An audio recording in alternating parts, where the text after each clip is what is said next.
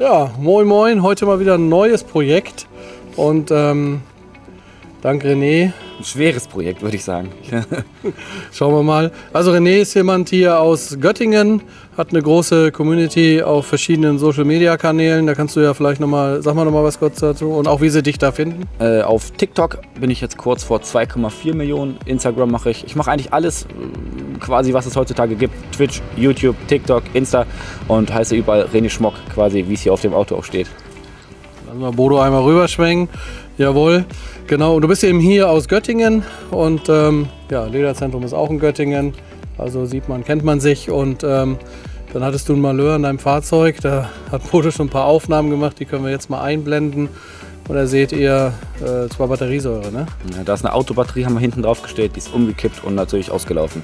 Und dann ist alles komplett weggeätzt, bis ins tiefste Innere quasi. Ja, und sowas kann eben mal passieren und da wollen wir heute mal zeigen in dem Video, wie die einzelnen Schritte sind, wie man da so vorgehen muss, damit das wieder in Ordnung ist. Und da tatsächlich Leder auch komplett weggefressen ist, der Schaumstoff angegriffen ist, müssen wir erstmal zu unserem Sattler des Vertrauens, Heiko. Da fahren wir jetzt hin und dann sehen wir uns gleich da nochmal und hoffen, dass er... Ich hoffe, dass er das wieder hinkriegt. Das ist eine totale Katastrophe. Ja, also Leder austauschen ist die Idee und dann färben wir es eben bei und dann kümmern wir uns dann am Ende des Videos auch noch um die Vordersitze und um die Lehne der Rücksitzbank und natürlich auch ums Lenkrad und so weiter, damit er von innen wieder aussieht. Aber jetzt erstmal zu Heiko. Los!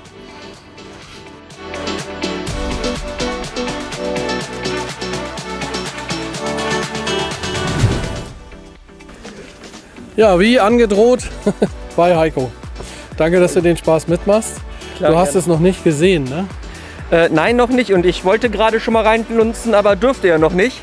Nein, wir wollen ja die Reaktion sehen. Nein, also ja, lass mal die Rücksitzbank angucken und dann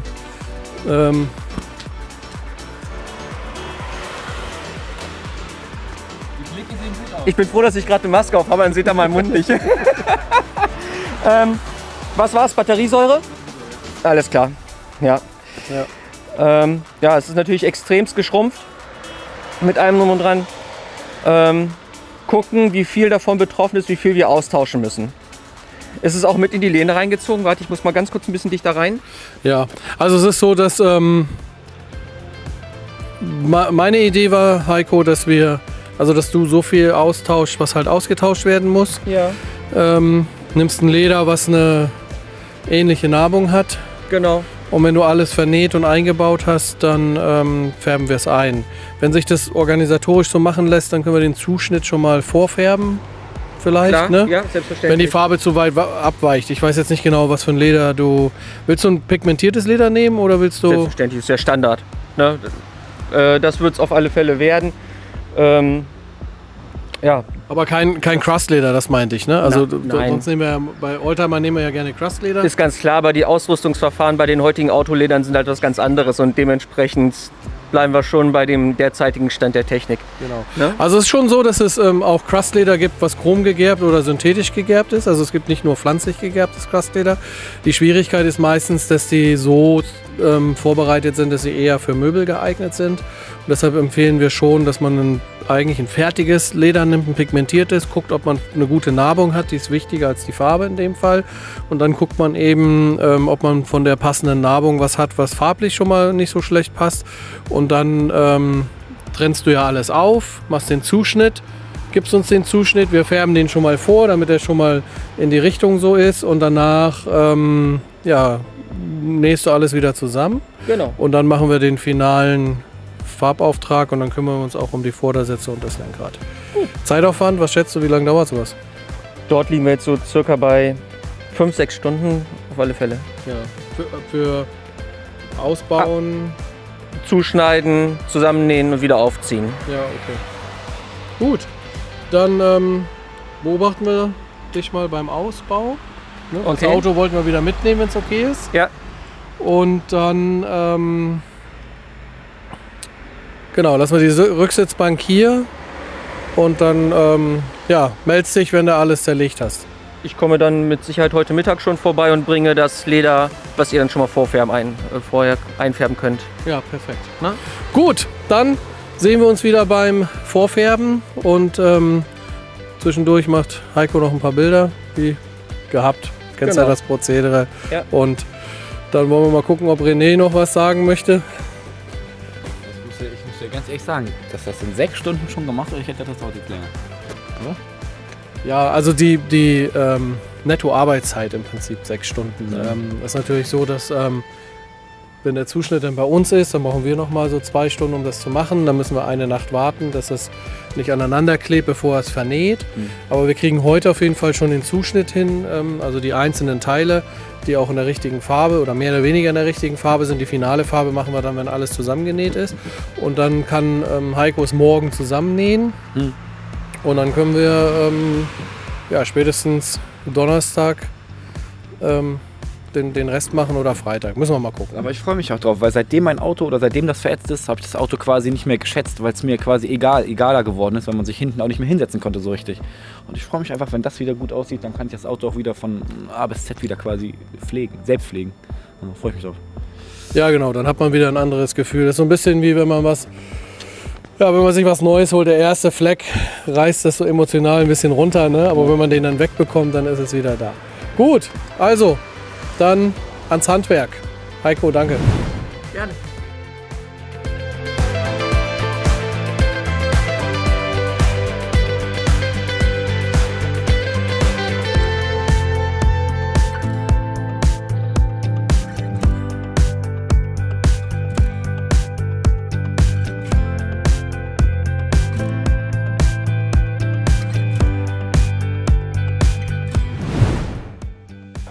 So, nach erster Bestandsaufnahme ist es doch nicht ganz so schön, wie ich zuerst dachte. Es ist wirklich jedes Teil betroffen. Ne? Das heißt, hier vorne, die Seite ja sowieso, ne? Aber hier reißt es auch schon sofort weg. Ne? Also ist das Leder kaum noch vorhanden. Hier in der Mitte sind diese beiden Teile weg. Und wie man sieht, hat sich die Säure auch schon durchgezogen oder beziehungsweise hier oben fängt es auch schon an zu reißen.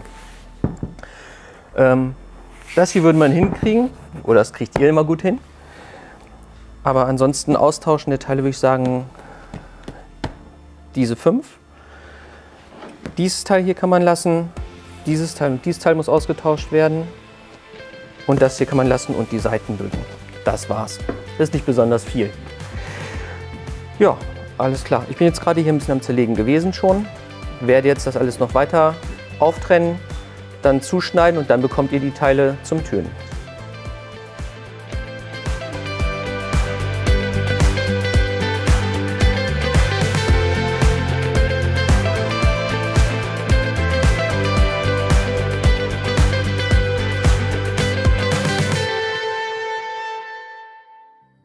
So, jetzt haben wir im Groben alle Bezüge aufgetrennt.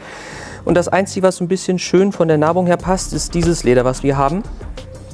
Kann man ein bisschen dichter rangehen, vielleicht sieht man es so besser. Na? Leider hat das natürlich den komplett falschen Farbton, aber das ist ja dem Lederzentrum egal, weil ihr könnt es ja auf die richtige Farbe bringen. Viel Spaß dabei.